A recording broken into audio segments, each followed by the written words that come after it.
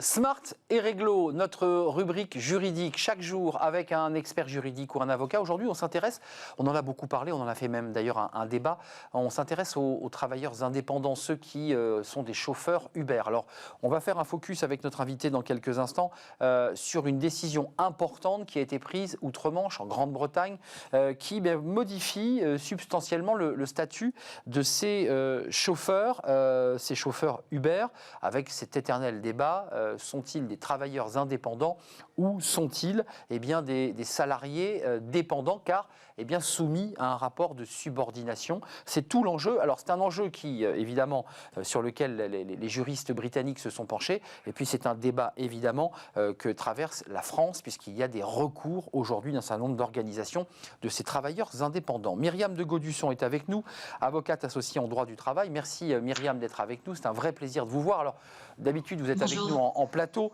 Là, vous êtes en visio. Vous appartenez au cabinet Franklin.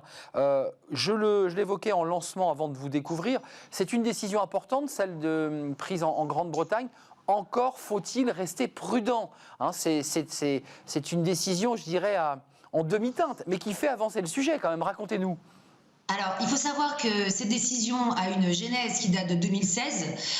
Depuis 2016, vous avez une série de contentieux en Angleterre qui portent sur la qualification du statut des chauffeurs de cette plateforme Uber. Et nous avons eu une décision de la Cour suprême britannique qui a assimilé ces chauffeurs de la plateforme Uber en workers. Alors, je tiens juste à faire un petit rappel. Oui. Les workers, c'est un statut hybride, contrairement à nous en France par rapport au vrai statut de salarié, entre salariés et travailleurs indépendants. Donc en fait, ils ont juste le minimum salarial, ils ont les congés payés et un plan d'épargne retraite. Donc ce ne sont pas de vrais salariés. Donc en fait, cette décision, elle a ouvert la voie, certes, à 70 000 chauffeurs quand même, mais néanmoins, il faut garder une certaine mesure.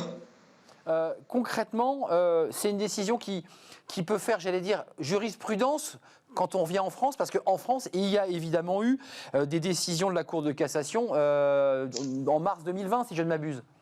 Oui, absolument. Alors, vous avez eu une première décision de la Chambre sociale de la Cour de cassation qui a effectivement reconnu la qualité de salarié à certains chauffeurs Uber par rapport à un service organisé, par rapport au fait de se voir sanctionner s'ils refusaient des courses.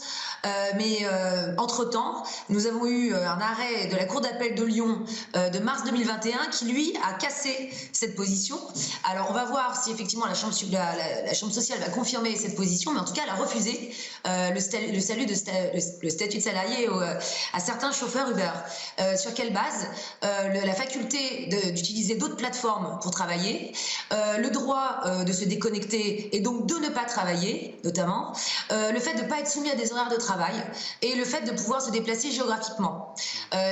Sur ces bases-là, la Cour d'appel de Lyon a refusé le statut de salarié. Donc, il va falloir légiférer en France. Myriam, il y a quand même un sujet de fond. La vraie question, c'est que les organisations qui ont déposé ces recours et qui sont allées jusqu'en cassation expliquent l'inverse. Ils disent, mais on nous déconnecte. Si on refuse 3 courses, notre employeur nous déconnecte très rapidement. On est quand même malgré tout soumis parfois à un mono-client, un mono-patron qui est Uber. Ça se discute quand même cette question-là. C'est justement pour ça qu'il y a des discussions en cours. Il faut savoir que le statut des salariés de plateforme est une question qui concerne ce qu'on appelle la gig economy depuis un certain nombre d'années, qui fait l'objet de discussions. Et finalement, ça se règle en l'état, plutôt par la voie contentieuse. Et donc, on attend vraiment que les négociations qui sont en cours, où chacun va invoquer notamment le fait pour les salariés qui ont été reconnus, de dire, mais attendez, en fait, on est payé que lors du temps de la connexion. C'est pas vraiment une réalité qui assure la stabilité salariale. C'est ce qu'invoquent les syndicats. Donc il va falloir quand même parvenir à un accord entre les deux parties pour assumer et assurer un statut plus stable. Mais vous, Myriam, est-ce qu'on doit aller, peut-être pas du côté du statut des workers britanniques, vers quoi on va? Parce que certains disent qu'il faut aménager le statut des travailleurs indépendants, d'autres réclament tout simplement leur intégration comme de véritables salariés. Et puis au milieu, il y a des chauffeurs qui disent « mais je ne veux pas devenir salarié. Ce système de l'indépendance me va très bien ». Absolument. Il va falloir peut-être trouver une troisième voie, puisque certains préfèrent avoir la protection totale qu'offre le salariat. D'autres veulent garder une certaine forme d'indépendance et surtout la faculté d'utiliser d'autres plateformes pour travailler, d'avoir le choix. Et au milieu, il va y avoir la possibilité de choisir sa plateforme, mais tout en ayant un certain nombre de droits. Donc finalement, peut-être qu'on arrivera à ce statut hybride qu'ont les Anglais. Qu'ont les Anglais, c'est-à-dire un demi-statut de travailleur, de salarié qui n'existe pas en France. Absolument. Ça n'existe pas, ça, en France, hein, Myriam? Alors, on a la notion de portage salarial, mais en tant que tel, pour les travailleurs de plateforme, non, ça n'existe pas encore. C'est peut-être la troisième voie qu'il va falloir mettre en place. Il y a des discussions en vue d'un décret à venir dans les prochains mois.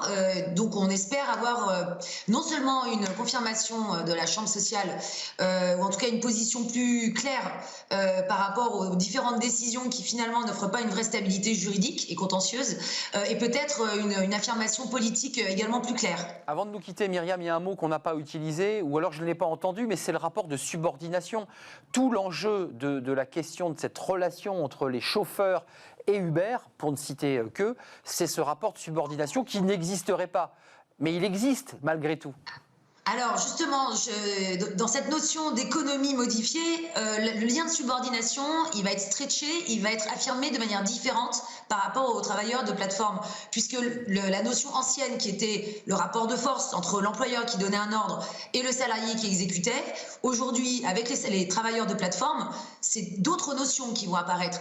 Ils ont une plus grande indépendance dans la manière dont ils travaillent, et donc ils utilisent des procédés de nouvelles technologies qui n'existaient pas avant. Donc en fait, la notion de lien de subordination, en tant que telle, elle n'existe plus vraiment dans la gig economy.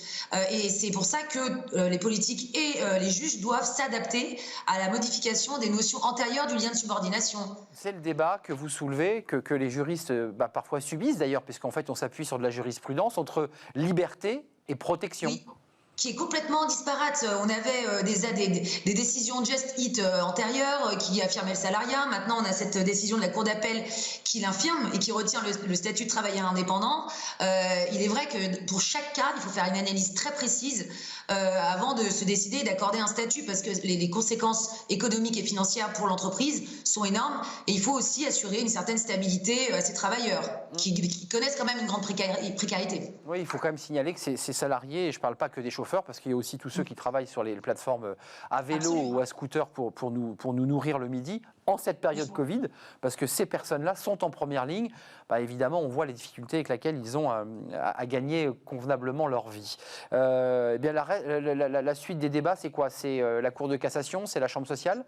Oui, ça va être la Chambre sociale et puis les politiques par le biais d'un décret qui devrait bientôt sortir. Qui sortira du ministère du Travail, j'imagine. Oui. Ils sont en train de plancher dessus. Merci Myriam de Gaudusson, avocate Merci Arnaud. en droit du travail et en droit social au cabinet Franklin. C'était un plaisir d'avoir échangé avec vous sur ce sujet. Vous revenez bien sûr en vrai, quand vous le souhaitez. Merci beaucoup.